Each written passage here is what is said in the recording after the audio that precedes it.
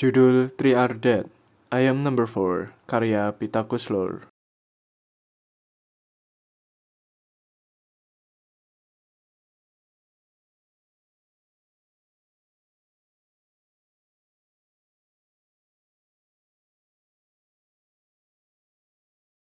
Pintu reot dari batangan bambu yang diikat, tambang tipis itu bergetar. Getaran hanya sesaat dan segera berhenti. Mereka mengangkat kepala untuk mendengarkan.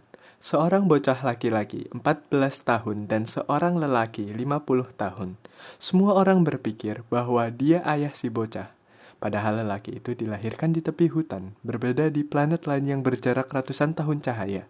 Mereka berbaring telanjang dada di ranjang berkelambu di kedua sisi pondok. Terdengar bunyi berderak di kejauhan seperti bunyi dahan dipatahkan hewan. Tapi dalam kasus ini tampaknya justru seluruh pepohonanlah yang hancur. Apa itu? Yang terdengar hanya suara serangga mengerik. Si lelaki menggeser kakinya ke tepi kelambu saat getaran mulai terasa kembali. Getaran kali ini lebih kuat dan lebih lama. Lalu terdengar bunyi sesuatu berderak, namun kali ini lebih dekat. Lelaki itu berdiri dan berjalan perlahan ke arah pintu. Hening. Si lelaki menarik napas sambil mengulurkan tangannya ke arah grendel pintu. Si bocah duduk. "Jangan," bisik si lelaki. Tepat pada saat itu, sebilah pedang panjang dan berkilau, terbuat dari logam putih yang tidak ada di bumi, menembus pintu dan menghujam ke dada si lelaki. Ujung pedang itu mencuat sepanjang 15 cm dari punggungnya. Kemudian dicabut kembali dengan cepat. Si lelaki mengerang, si bocah tercekat. Si lelaki menarik napas satu kali, lalu mengungkapkan satu kata. "Lari!" Dan dia pun jatuh tak bernyawa ke lantai. Si bocah melompat keluar dari kelambu, menembus dinding belakang pondok. Dia tidak memedulikan pintu atau jendela. Dia benar-benar berlari menembus dinding yang langsung hancur seolah terbuat dari kertas. Padahal dinding itu terbuat dari kayu mahoni Afrika yang keras dan kuat.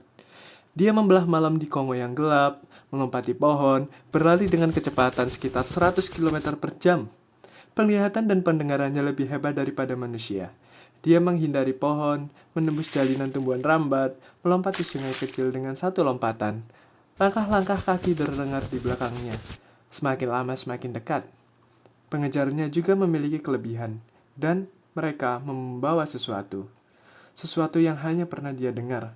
Sesuatu yang dia yakin tak akan pernah ditemukan di bumi. Bunyi berderak itu semakin dekat. Si bocah mendengar suara raungan yang keras dan dalam. Dia tahu bahwa makhluk apapun yang ada di belakangnya menambah kecepatan. Si bocah melihat area terbuka di depannya. Saat tiba di situ, dia melihat jurang besar, selebar dan sedalam 1 kilometer, dengan sungai di dasarnya. Tepi sungai itu dipenuhi batu besar, batu yang bisa menghancurkan jika dia jatuh. Peluang satu-satunya hanyalah menyeberangi jurang itu. Dia harus mengambil ancang-ancang. Dia hanya memiliki satu kesempatan untuk menyelamatkan nyawanya. Bahkan baginya, atau bagi orang-orang sepertinya yang ada di bumi, hampir tidak mungkin untuk melompat jurang itu. Mundur, atau jatuh, atau mencoba melawan mereka berarti mati. Itu pasti. Dia hanya memiliki satu kesempatan. Raungan yang memekakan telinga terdengar di belakangnya. Mereka berjarak 6 atau 9 meter di belakang. Si bocah mundur 5 langkah lalu berlari. Begitu tiba di tepi jurang, dia melompat dan terbang menyeberangi jurang itu. Dia melayang selama 3 atau 4 detik, berteriak sambil menjulurkan lengan ke depan, menanti selamat atau tamat. Dia menabrak tanah lalu terguling ke depan, berhenti di dasar pohon besar. Sang bocah lelaki itu tersenyum, nyaris tidak percaya dia berhasil. Dia selamat. Tidak ingin mereka melihatnya, dan tahu bahwa dia harus menjauhi mereka. Dia pun berdiri. Dia masih harus terus berlari. Sang bocah berbelok ke arah hutan. Tiba-tiba, sebuah tangan besar mencengkeram lehernya. Dia terangkat dari tanah, meronta, menendang, berusaha melepaskan diri. Namun, dia tahu usahanya itu sia-sia. Inilah akhirnya. Dia harusnya sudah menduga bahwa mereka ada di kedua sisi jurang. Bahwa begitu mereka menemukannya, dia tidak mungkin lolos. Si Magadorian mengangkat si bocah sehingga bisa melihat dada dan juga jimat yang tergantung di lehernya. Jimat yang hanya boleh dikenakan oleh si bocah dan mereka yang sejenis dengannya. Si Magadorian merenggut jimat itu. dan memasukkannya ke dalam jubah hitam panjang yang ia kenakan. Saat tangannya muncul kembali, ia sudah memegang kepala logam putih yang berkilau. Si bocah menatap mata si Magodorian yang hitam kelam dan tanpa emosi. Lalu bocah itu berkata, Para pusaka masih hidup. Mereka akan saling bertemu. Saat mereka siap, mereka akan menghancurkan kalian. si Mogadorian tertawa. Tawa mencemooh dan keji. Ia mengangkat pedang, senjata satu-satunya di jagat raya yang dapat menghancurkan mantra yang melindungi si bocah hingga hari ini. Mantra itu juga masih melindungi yang lain. Bilah pedang itu menyala dengan api perak saat diacungkan ke langit. Seolah menjadi hidup, merasakan tugasnya dan menyeringai penuh harap. Saat pedang itu diturunkan, cahaya berdenyar membelah gelapnya hutan. Bocah itu masih meyakini bahwa sebagian dirinya akan selamat, dan sebagian dirinya akan pulang ke rumah. Si bocah menutup mata tepat sebelum pedang diayungkan, dan semuanya berakhir.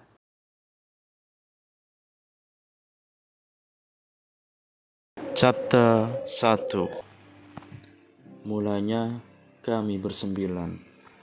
Kami pergi saat masih muda, nyaris terlalu muda untuk mengingat. Nyaris, katanya, saat itu tanah berguncang dan langit dipenuhi cahaya serta ledakan. Peristiwa itu terjadi kala kedua bulan saling berhadapan di Cakrawala selama 2 minggu. Itu adalah musim perayaan, dan awalnya ledakan itu disangka kembang api.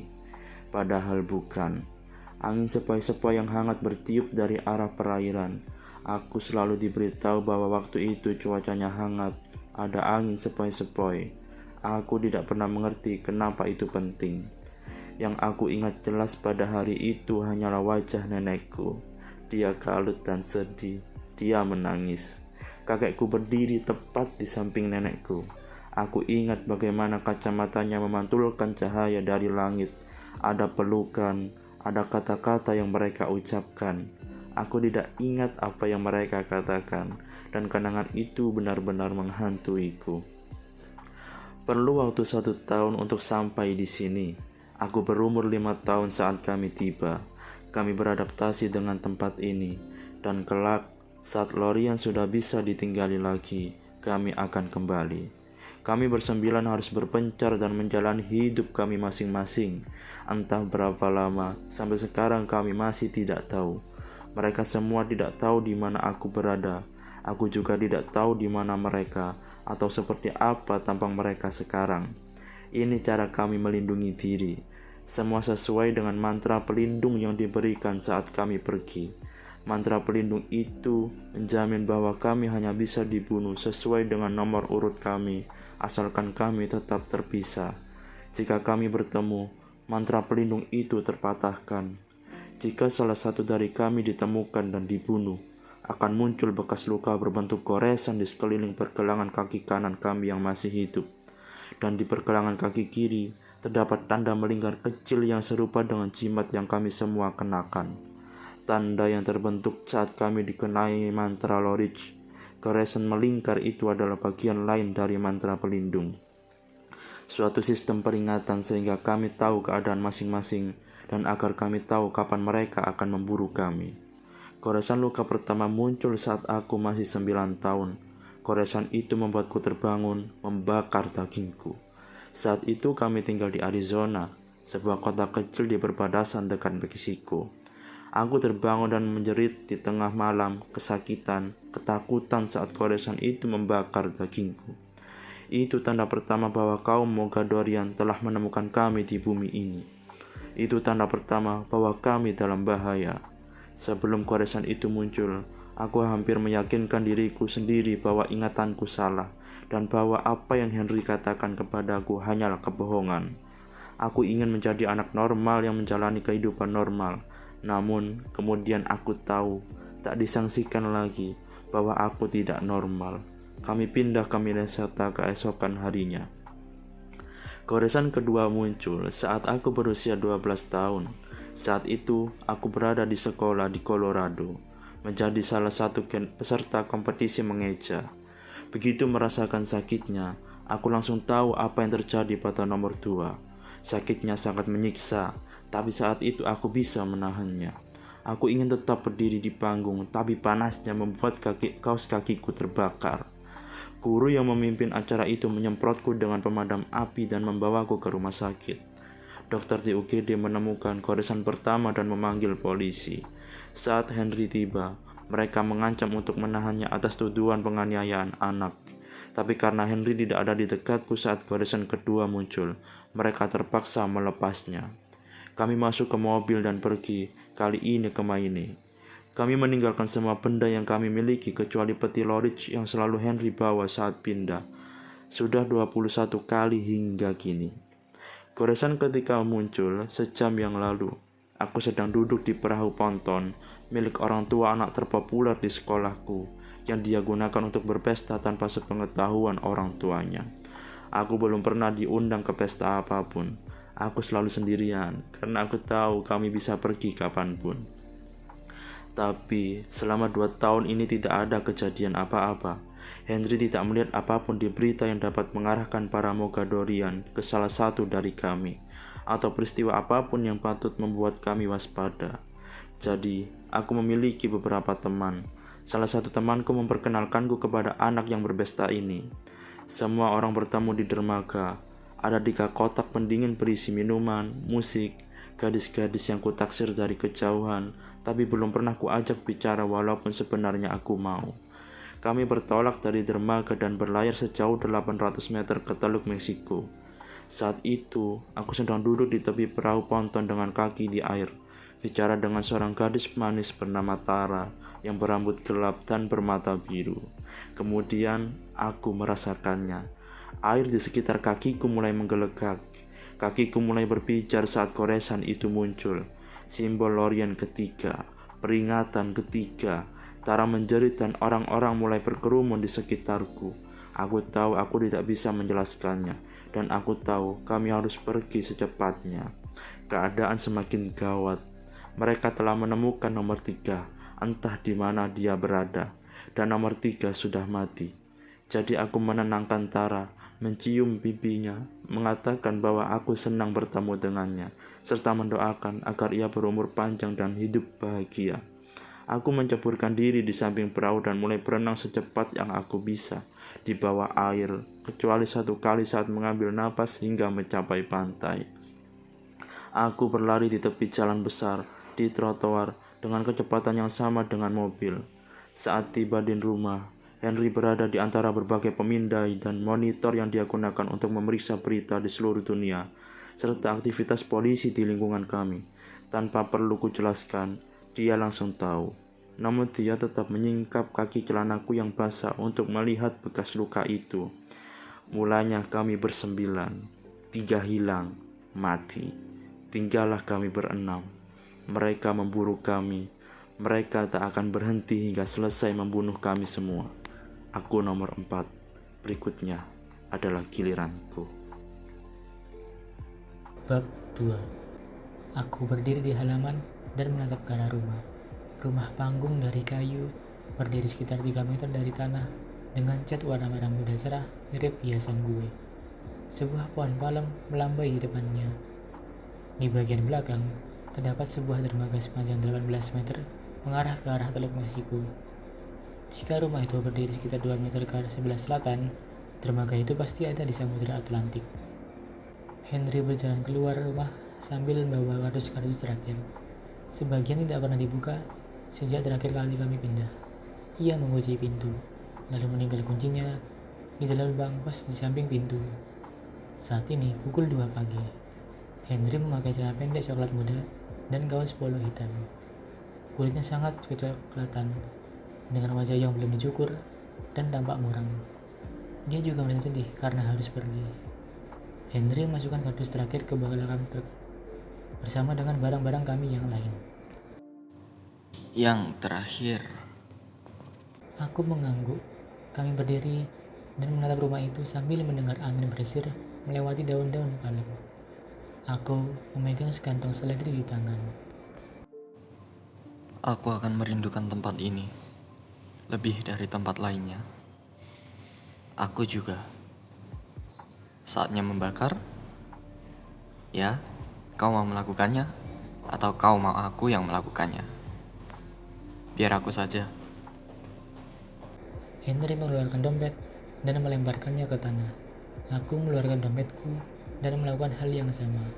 Henry berjalan ke truk kami dan kembali dengan paspor, akta kelahiran, kartu jaminan sosial, buku cek, kartu kredit, dan kartu bank, dan melemparkannya ke tanah. Semua dokumen dan hal-hal yang berkaitan dengan identitas kami ada di sini. Semuanya palsu. Aku mengambil kaleng bensin kecil yang kami simpan sebagai cadangan dari truk. Aku menyiramkan bensin ke tumpuan kecil itu. Namaku saat ini adalah Daniel Jones. Ceritanya, aku besar di California dan pindah ke sini karena pekerjaan ayahku, seorang pemrogram komputer. Sebentar lagi, Daniel Jones hilang. Aku menyalakan korek api dan melemparkannya. Tumpukan itu mulai menyala.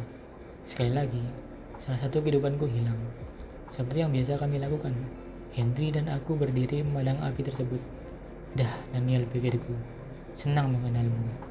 Saat air padam, Henry menatapku. Kita harus pergi. Aku tahu. Kepulauan ini tidak aman. Sulit untuk pergi dari tempat ini dengan cepat. Sangat sulit untuk melarikan diri. Kita bodoh sekali datang kemari. Aku mengangguk. Dia benar, dan aku tahu itu. Tapi, aku masih enggan pergi. Kami datang kemari karena keinginanku. Dan untuk pertama kalinya, Henry membiarkanku memilih tujuan kami. Kami tinggal di sini selama 9 bulan. Tempat yang paling lama kami tinggali sejak meninggalkan Lorien. Aku akan merindukan matahari dan kehangatan tempat ini. Aku akan merindukan cecak yang menatap dari dinding setiap pagi saat aku sarapan. Walaupun sebenarnya ada jutaan cecak di Florida Selatan, aku berani bersumpah bahwa cecak yang satu ini mengikutiku seolah dan tampaknya selalu ada dimanapun aku berada. Aku akan merindukan hujan badai yang seolah datang dari antah berata. Aku akan merindukan keheningan dan kedamaian di pagi hari sebelum burung-burung laut tiba. Aku akan merindukan lumba-lumba yang terkadang mencari makan saat matahari tenggelam. Aku bahkan akan merindukan bau belerang dari rumput laut yang membusuk di tepi pantai, serta bagaimana bau itu memenuhi rumah dan menembus mimpi saat kami tidur. Singkirkan seledri itu. Aku tunggu di truk. Sudah waktunya. Aku masuk ke rimbunan pohon di sebelah kanan truk. Di sana, 3 ekor rusaki, jenis rusa langka yang hanya ada di Florida, sedang menanti. Aku mengeluarkan isi kantong seledri itu di kaki mereka, lalu berjongkok dan membelai rusa-rusa itu. Mereka membiarkanku karena sudah tidak gugup dengan kehadiranku. Salah satu rusa mengangkat kepala dan memandangku. Mata hitam yang kosong menatapku. Rasanya, rusa itu seperti menyampaikan sesuatu padaku. Bulu-buluku meremang. Rusa itu menunduk dan melanjutkan makan. Selamat tinggal, teman-teman kecil. Melalui kaca spion, kami memandang rumah itu mengecil. Akhirnya, Henry belok ke jalan utama dan rumah itu pun hilang. Ini hari Sabtu. Aku bertanya apa yang terjadi di pesta itu tanpa kehadiranku. Apa yang mereka katakan mengenai cara aku pergi? Apa yang akan mereka katakan pada hari Senin saat aku tidak ada di sekolah? Andai aku bisa mengucapkan kata-kata perpisahan, aku tidak akan pernah bertemu lagi dengan orang-orang yang kenal di sini. Aku tidak akan pernah lagi berbicara dengan salah satu dari mereka, dan mereka tidak akan pernah tahu apa aku ini atau mengapa aku pergi. Setelah beberapa bulan atau mungkin beberapa minggu, mungkin tidak akan ada lagi yang memikirkanku. Sebelum mencapai jalan raya, Henry menepi untuk mengisi bensin. Saat ia mengisi bensin, aku melihat atlas yang Henry simpan di antara bangku pengemudi dan bangku penumpang. Sejak tiba di plant ini, kami memiliki atlas. Atlas itu sudah digambari dengan garis dari dan ke semua tempat yang pernah kami tinggali. Saat ini, ada banyak garis yang menyelangi seluruh Amerika Serikat. Kami tahu seharusnya kami menyingkirkan atlas itu, tapi atlas ini adalah satu-satunya benda yang berisi sejarah hidup kami. Orang biasa memiliki foto, video, dan jurnal atau buku harian. Kami memiliki atlas. Aku mengambil atlas itu dan memandangnya. Henry telah membuat garis baru dari Florida menuju Ohio. Ketika berpikir mengenai Ohio, aku memikirkan sapi dan jagung serta orang yang baik. Aku tahu bahwa plat mobil Ohio yang menuliskan The Heart of It All, pusat segalanya. Aku tak tahu apa yang dimaksud dengan segalanya, tapi kurasa Sebentar lagi aku akan mengetahuinya. Henry kembali ke truk. Dia membeli beberapa kaleng soda dan sebungkus keripik. Dia keluar dari tempat itu dan mengarahkan truk ke jalan US 1 yang akan membawa kami ke arah utara. Ia meraih atlas. Kau pikir ada orang di Ohio? Kurasa ada beberapa, dan mungkin nanti kita beruntung dan menemukan mobil serta TV juga di sana. Aku mengangguk. Mungkin ini tidak seburuk yang kupikir. Menurutmu, nama John Smith bagus nggak? Kau mau nama itu? Kurasa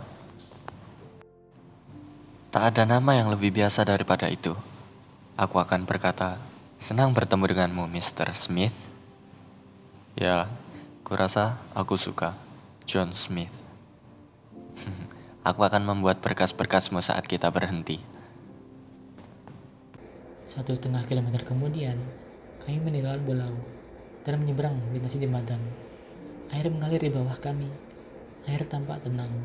Sinar bulan memantul di atas gelombang air, sehingga puncaknya tampak putih. Di sebelah kanan samudra, di sebelah kiri teluk. Pada dasarnya, ini air yang sama, tapi dengan dua nama berbeda. Aku merasa ingin menangis, tapi aku tidak menangis. Aku bukan sedih karena meninggalkan Florida, tapi aku bosan melarikan diri. Aku bosan memberikan nama baru setiap 6 bulan. Aku bosan dengan rumah baru, sekolah baru. Aku bertanya-tanya, kapan akhirnya kamu bisa berhenti lari?